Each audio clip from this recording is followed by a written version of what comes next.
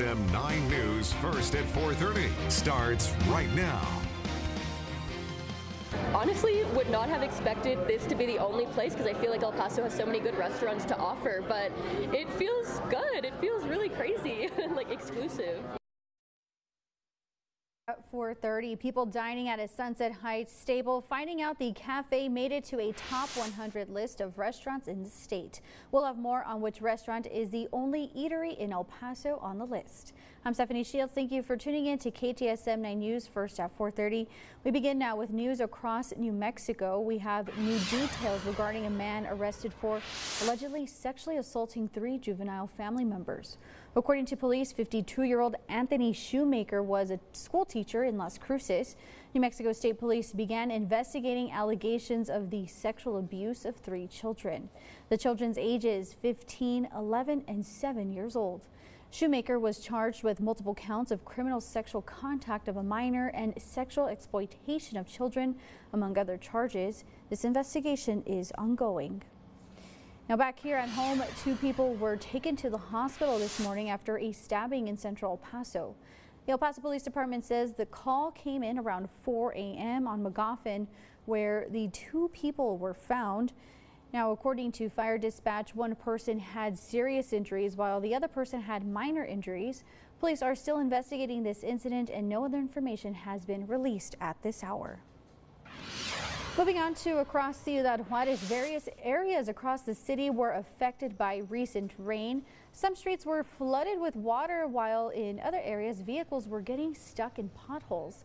Many of migrants there were telling our partners in Juarez how surprised they were by the downpour. Authorities are asking the public there to stay vigilant while the rain continues. Now looking across our tower camera here at 431, looking at those gloomy, cloudy skies here in our borderland. Definitely still expecting some rain. But you know, Monica, I do have to say I love a day like this. I do too. It looks so beautiful and it's been so cool too. I really enjoyed the cooler weather. Kind of a taste of fall, if you will. So this is where everything is at right now. We're actually seeing some of this rain just slowly exiting the borderland area. If we zoom in a little bit closer, I want you to notice that we might see a little bit of rain actually nearing parts of East El Paso, far East El Paso. Everywhere else you may see a sprinkle, maybe a little light drizzle here and there, but that's about it. We're almost done with this system. Those temperatures, though, they've been really nice and cool. We take a look up north, and you're going to notice that Alamogordo is under an aerial flood advisory. So we're going to keep a very close eye on that as that system continues to pour down rain. I'm going to be telling you exactly how long these rain chances will stick around in your full forecast. Stephanie? All right, Monica, thank you. Well, the Facebook group El Paso Rocks seems to be getting more and more attention every day. The group tells us it's about spreading kindness in artwork, and one member of the group wanted to create something special for the east side of town. Our KTSM News reporter Skylar Soto joins us now in the studio to tell us about the new edition. Skylar. Well, Stephanie, the new addition to the east side is Leon, and he's a rock snake. And if you don't know what that is, it's just a rock painted as a snake with other painted rocks making up the body. And it was created in memory of an El Pasoan's cat that passed away a few years ago. And 6 days ago, Leon found his home on the property at Far East Animal Care Center. And since then, he's grown with over 100 rocks added to his body. Now, Claudia Contreras not only wanted to create something in honor of her cat, but she wanted to spread joy and kindness to East El Paso.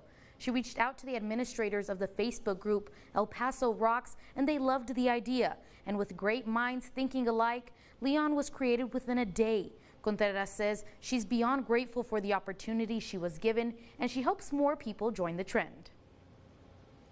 I'm telling all the people I know for them to get encouraged and to paint positivity and pass it on, because El Paso Rocks is based on kindness. I hope to see the snake grow and bring happiness to people, and whenever it doesn't fit here anymore, it will be nice for other snakes to pop out and keep spreading positivity and kindness.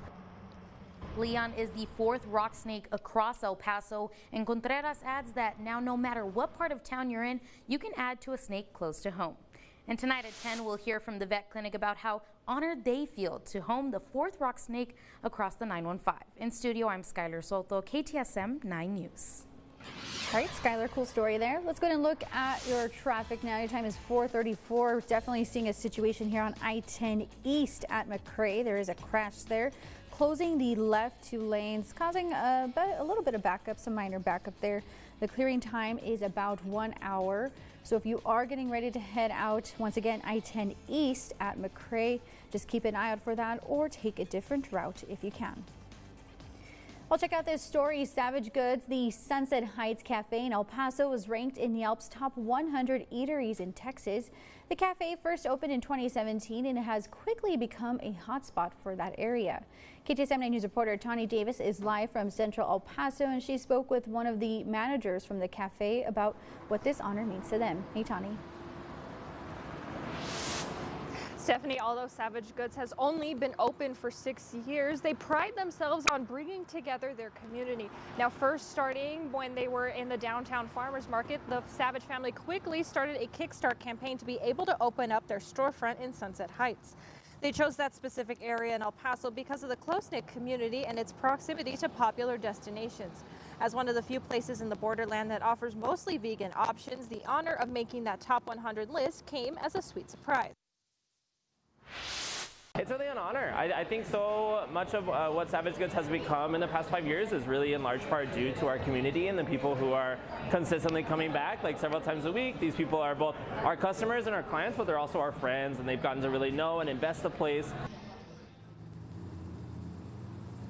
Customers who were at the cafe today said that they have always felt welcomed at Savage Goods, and they hope they stay open for a very long time. We'll hear more from the Savage Goods manager as well as a customer later tonight on KTSM 9 News Now at 6:30. For now, reporting live from Central El Paso, Tawny Davis, KTSM 9 News. All right, Tawny, thank you. Now to some community events. El Paso's Museum and Cultural Affairs Department has open applications for the upcoming Fall Festival. Chalk the Block and Dia de los Muertos are just around the corner, and Chalk the Block will run from October 13th through the 15th, and the Dia de los Muertos parade will be on Saturday, October 28th. The application deadline is coming up for interested artists, vendors, and food trucks. That deadline is September 9th, so you still have some time. And for more information on how to apply, please go to our website, ktsm.com. Well, coming up, it might be a rainy day today, but it has been a hot summer, and even though it's coming to an end soon, you can still enjoy a cool place to beat the heat. And then we are highlighting a group of students who are making their mark in music at Pebble Hills High School. It's all part of our Small Town Spotlight series. Thanks for watching KTSM 9 News, first at 4:30, putting local first.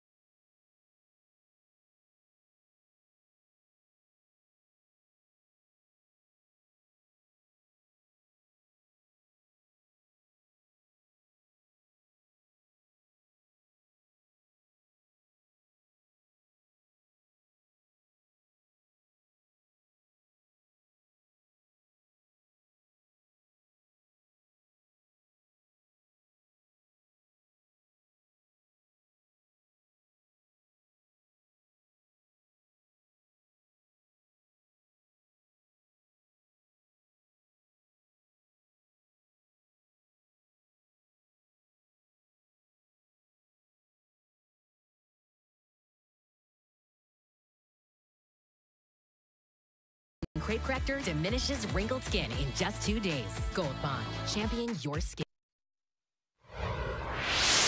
All right, welcome back to KTSM 9 News First at 4:30. This is a live look right now of the Far East El Paso area. This is actually outside of the Oasis Water Park, where it's probably not the best time to go to the water park today with the rain, but any day, other day in El Paso, the perfect day for the water park. Monica.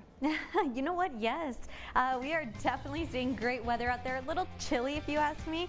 I was actually wearing a sweater for the first time this season. It was incredible. So here's where we're at. We are looking at this system that continues to make its way towards the northwest, I want to say. And so everything is moving slowly. There's not much going on in El Paso, at least not right now. Most of the system is actually towards the north of us already. Remember, this is all tropical moisture that is coming in from the Gulf, and that is why we're seeing this rain throughout the day. It's really nice and steady. 71, your current temperature at the airport, northerly winds at about 10 miles per hour. And unofficially, it looks like we struggled, but we made it to 79 degrees. Now at this point, I feel semi-confident that we did manage to make it into the upper 70s. We may even call this official. We'll have to wait and see until 6 o'clock. That's when those official numbers come in. So we'll have to wait and see. 77 in Las Cruces, 73 in Juarez. And as for those forecast overnight lows, it looks like we're dipping into the 60s tonight. 67 degrees in El Paso, 69 in Las Cruces, 72 in Juarez. As for those temperatures tomorrow, you can say goodbye to those 70s, even potentially 80-degree temperatures, because we're back into the 90s. So today was that abnormal day. We're back to about 92 degrees tomorrow afternoon. Looking at that 40% chance of afternoon showers, we are definitely in for a warming trend, and those rain chances will definitely continue, mainly for the afternoon, like I said. Southeasterly winds 5 to 10 miles per hour. In Las Cruces, we're forecasting 89. Your forecast high, looking at those southeasterly winds, same thing, 40% chance of rain. And as we take a look at our allergy forecast, everything will remain mild. Doesn't look like we'll be seeing much in the form of pollen count, so everything will slowly begin to subside. As a matter of fact, tomorrow I think we might even bring it all down to about low as far as allergies go because of the nice rain that we got today. So let's go ahead and break down your 9-day forecast for you. This is what it looks like. 40% chance of rain coming in for tomorrow. So that system that was out in the Gulf yesterday and today, it hasn't gone away completely. We're still going to be dealing with a little bit of that tropical moisture. So much like today, you can anticipate to see a little bit of that drizzle coming down, maybe some harder rain throughout the night going into tomorrow morning. And then after that on Friday, we'll begin to slowly dry. So we'll still keep in some rain chances there on Friday. But if you notice, temperatures will slowly begin to rise. 92 on Thursday. This puts us below average. 95 Friday. This puts us close to seasonal. And then we'll make our way into those upper 90s. So it looks like we're going to be flirting with triple digits on Sunday. That is a little alarming, but not unusual. If you actually... fun fact, actually, did you know that our latest triple-digit high actually happened September 16th? So we still have a ways to go. So we're not done with these triple digits just yet. 95 on Monday, 30% chance, and you're going to notice that on Tuesday, we're going to have a repeat of, kind of a repeat of what we saw today. We expect to drop to about 89 degrees on Tuesday afternoon, and then we'll go ahead and keep things a little seasonal starting Wednesday into much of next week. As for our weather watcher, big shout out to Isaac Rocha from Las Cruces. Thank you so much for allowing us to see that sunset. And look at that beautiful puppy right in the middle of the photo. I love it. Thank you so much, Isaac. And if you'd like to be featured on KTSM 9 News, go ahead and submit those beautiful weather photos to us through our social media platforms or email news@ktsm.com. Hey, Robert, I hear you're out at the water parks today. Robert, what are you doing? I love it. Yes. Thank you, Monica. I'm glad you're enjoying the studio, and thank you for doing the weather today so that I could come out here to the Far East Side. Now, I want to give everybody a little taste of the small town spotlight that's coming up. Now, you may say to yourself, small town spotlight. Oh, but it's so much better, because now we're actually going to individual neighborhoods, and today we're in Far East El Paso. Let me tell you a little bit about, first of all, the tropical clouds are making it absolutely wonderful. We're at Oasis Water Park, which is right next to The Beast, that giant recreational center on the Far East Side. let me come on over here and give you a little tour of the place. First of all, this is my favorite kind of weather. It's cloudy. Drops are coming down. But are these drops messing up my hair? No! That's a home run weather because it's cloudy, it's comfortable. How many people have come up to me today and said, it's too hot? Zero. You were wearing a sweater earlier today, Monica. Look at this beautiful Oasis water park. And this is one of 4 managed by Destination El Paso. Now, coming up in our small town spotlight that happens at 5 o'clock and 6 o'clock, you're actually going to see Monica Cortez put on her lifeguard suit, grab one of those boards, and hang 9, man! Incredible! Where else can you find something like this? And let me tell you something else that is completely shocking to me. Where does everybody work who owns these beautiful homes on the east side of El Paso? It takes hours to get over to the east side now, and the city just goes on and on and on, and the growth is beautiful. I can't believe how many people live out here. Well, let's talk to the Director of Operations of Destination El Paso, who manages all the water parks in town, 4 of them total, Pavlova Sheffield. Nice to see you, Pavlova. Hi, nice to see you too. Thanks for being here. Oh, wow. What a beautiful place you have here. Tell us about this lovely place. Well, this is Oasis Water Park, one of our 4 water parks, and as the name says it's an oasis in the middle of, the desert. Yes. And in these hot days, so it's a great idea to come and chill, relax with your family and friends, and also refresh a little bit. Okay, now we're right next door to the Beast, and during the 5 o'clock news, you're going to get to see in detail what's inside the Beast, and it is exceptional. But you manage the 4 water parks. Correct. So, yes. Okay, so tell us what's special coming up for the water parks. So we are having our 4th and last special event of the season. It's going to be this Saturday at Camp Cohen Water Park. So Camp Cohen will be open from 11 to 8 p.m., but we'll have a Barbie day. So we'll have Barbie walking around, interacting with our guests, playing games with the little ones, doing some face painting and stuff like that. Do you need a Ken? We sure do. Yeah, you're more than welcome to go that day. Hi, Pavlova. Hi, Ken. Okay, so that's happening Saturday, and that's the last one. Now, that's going to be at Camp Cohen over in the northeast side. Where are the other 2 water parks? So the other 2 are Lost Kingdom Water Park, which is in the central area, closer to Bassett Mall. And then we have Chapoteo down on Giles, closer to Cielo Vista Mall. I love it. Okay, Pavlova, thank you so much. We're going to have more in your Small Town Spotlight coming up at 5 and 6. Stay with KTSM 9 News.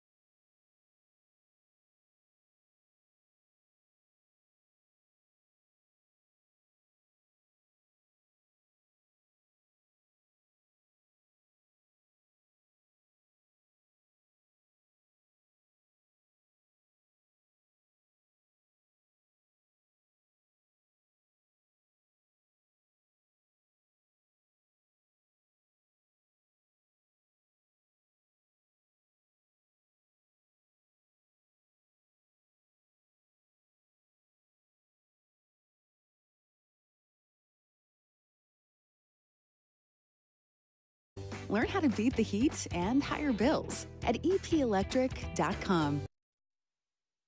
All right, welcome back. One of the biggest national events for flute enthusiasts just wrapped up. The flute choir from Pebbles Hills attended and is getting the recognition they deserve, making us El Pasoans proud. And as part of our Small Town Spotlight, we're highlighting their accomplishments. Take a look.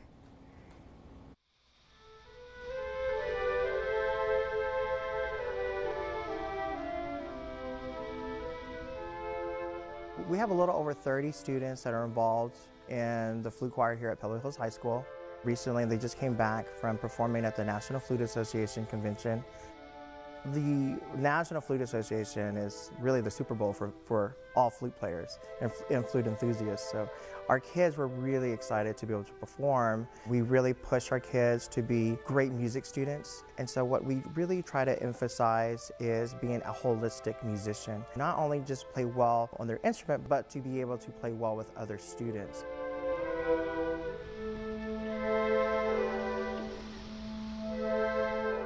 It's long hours and long small sectionals between the younger kids, the older kids hosting them usually, and it just requires a lot of work to understand the music and to perform together.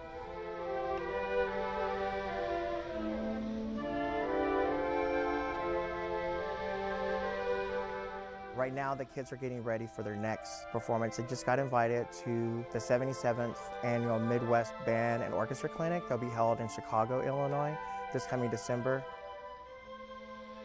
I remember when I first saw the message that we're going to Chicago, I was screaming to my mom, like, we're going to Chicago. The whole flute choir is really excited, and it's going to be a great experience for all of us. It just really is an amazing opportunity we have. We're really excited that we're going to be able to perform. Their dedication to that has made the flute choir really successful. We've gone on these trips together, spent weeks together rehearsing. You can tell that it's a family and that everyone came together for this purpose. It's really special.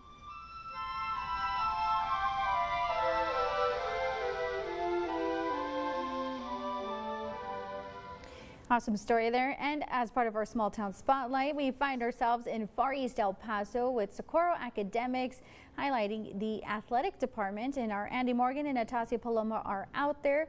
They join us live now. Hey guys, how are you doing out there?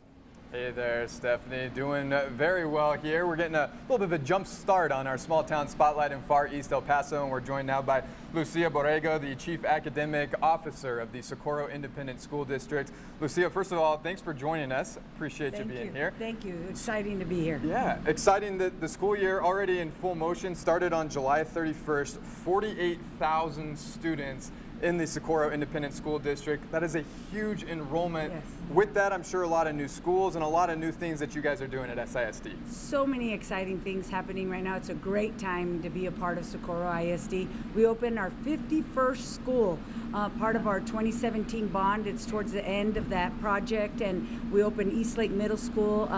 We're growing tremendously. We have an amazing new program with transportation that the parents are loving. It's called Ride 360, and it keeps kids safe while on the bus. It's GPS based, so parents can check on their phones where their kids load the bus, where they are on their trek home, when they're getting off the bus. And so that has been an incredible year for us, because transportation is always a scary thing for parents to put their kids on that bus. So the safety feature for that has been incredible, and parents are just thrilled. We've got a new website this year.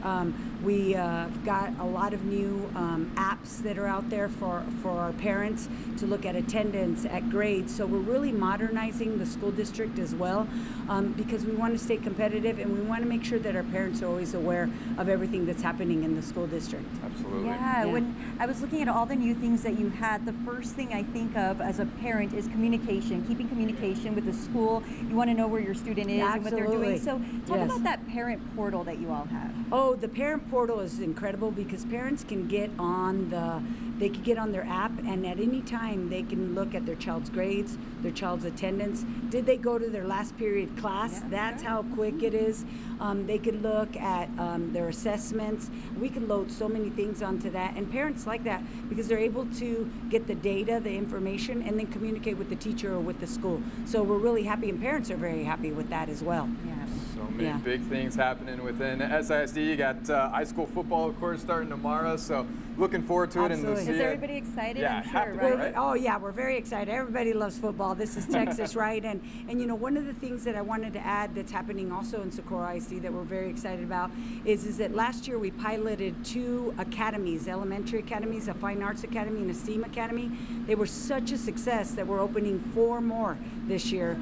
We have another STEAM academy, another fine arts academy. We're opening an environmental science academy, and a whole child academy. So parents are loving that. Yes, yes, and we have open enrollment, so we welcome students from all over the city. Thank you so much. Thank you for having me. Yes, and we're going to have much more for you tonight at 5 o'clock, but we're going to take a quick break. Stay with us.